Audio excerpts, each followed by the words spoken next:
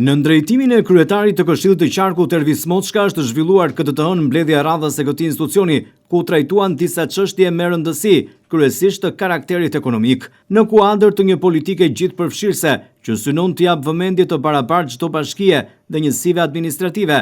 Mbledhja këtë herë u organizua në territorin e Bashkisë së Selenicës. Kjo qasje, e iniciuar nga kryetari i Këshillit të Qarkut Ervis Moçka, synon të afrojë institucionet vendimarrëse me komunitetet lokale, duke nxitur bashkëpunimin dhe adresimin më të drejtpërdrejtë të problematikave në terren.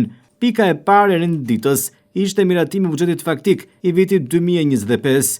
Drejtoresha e Financës në Këshillin e Qarkut, Anisa Hyseni, ka raportuar rreth buxhetit faktik 2025.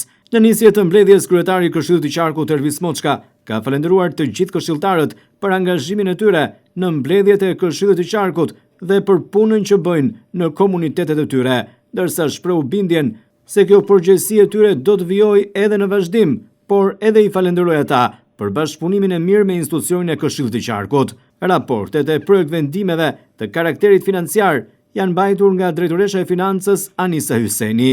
Pika e parë e ditës ishte miratimi i buxhetit faktik 2025. Pas raportimit të mbajtur, Këshilli i Qarkut e miratoi atë me unanimitet të plotë. Po ashtu është miratuar edhe projektvendimi për tavanet përgatitore të ardhurave të programit buxhetor afatmesëm 2027-2029.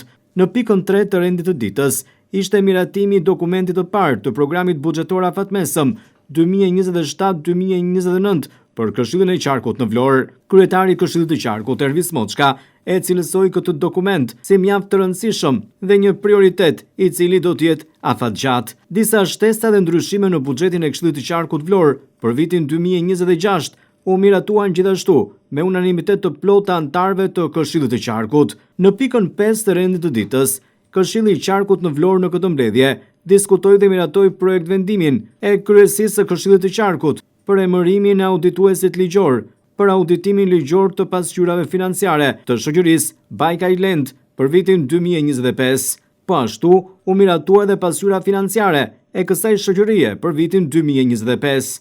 Antarët e Këshillit të Qarkut diskutuan më pas edhe për problematikat që kanë përcjell komunitetet e tyre, ndërsa kryetari i Këshillit të Qarkut Ervis Moçka siguroi të gjitha bashkitë për vëmendjen që do të ketë institucioni që ai drejton, duke qenë prezente me mbështetje, financime dhe projekte.